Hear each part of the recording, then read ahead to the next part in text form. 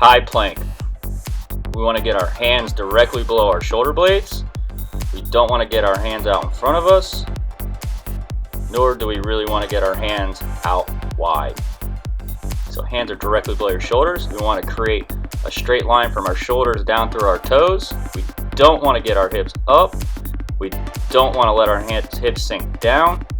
So good straight body line. One of the biggest things that we have with high plank is our shoulder blades.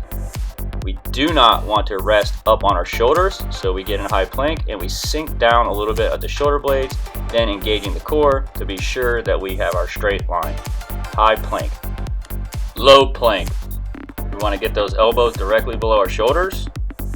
We don't want those elbows to get out in front of us. We don't want to push too far forward, and we don't want those elbows to get out wide. If you notice, once again, we have a straight line from the upper body down through the toes.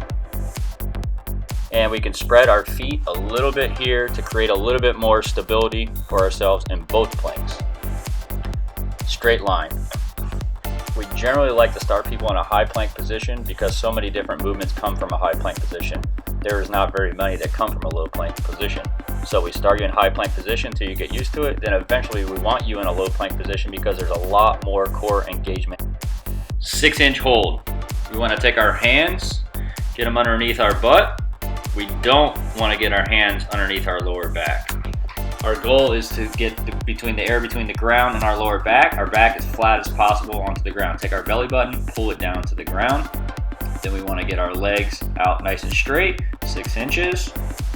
So the gap between the ground and our feet is 6 inches, not 60 inches, not 16. For beginners, you can get your feet up a little bit higher. What we really need to focus on is getting our shoulder blades off the ground. It'll give us more core engagement. Some of you are going to have to take a pillow, take a pad, take something, and we're going to put it behind our head for support so our neck doesn't bother us. Here we have an ab pad.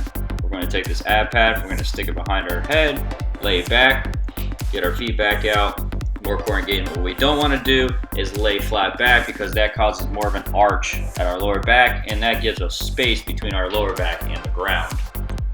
So for more advanced, what we want to do is we want to get those hands out. Instead of under our butt, we're going to get our hands out. Bring our shoulder blades off the ground. Really engage that core. We can cross our chest. We can get our hands to the side. We can put them on the ground. But for beginners, we want to make sure that we get our hands under our butt. We get a pad of some sort so we can get our shoulder blades off the ground.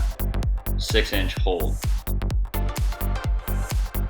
Wall sit, our final hold. I'm going to get you to stand up. I'm going to sit you back down.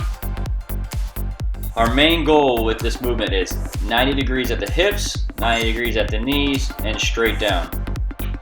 What we don't want to do is get our hands behind our back. We can put our hands out front, we can throw our hands up in the air, but our main goal is to make sure that we're not getting our hands behind our back or really pushing down on our legs.